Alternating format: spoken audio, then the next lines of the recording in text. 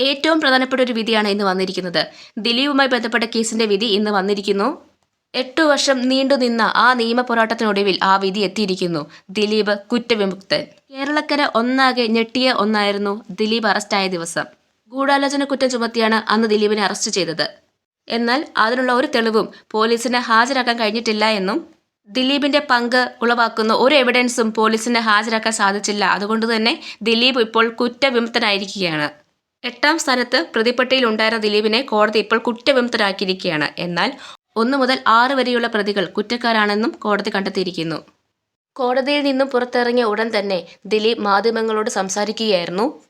ദിലീപ് പറഞ്ഞതിങ്ങനെ: സത്യം ജയിച്ചു. സത്യത്തിൽ ഈ കേസിലെ ഇര ഞാനാണ്. എനിക്കെതിരെയാണ് ഗൂഢാലോചന നടന്നത്. മഞ്ജു പറഞ്ഞിടത്തു നിന്നാണ് എനിക്കെതിരെ ഗൂഢാലോചന ആരംഭിച്ചത്. അതിൽ പോലീസുകാരും സഹായിച്ചു. 8 വർഷത്തെ നിയമ പോരാട്ടം ഇവിടെ അവസാനിക്കുകയാണ്. ഇനി ദിലീപിന് ആശ്വസിക്കാം.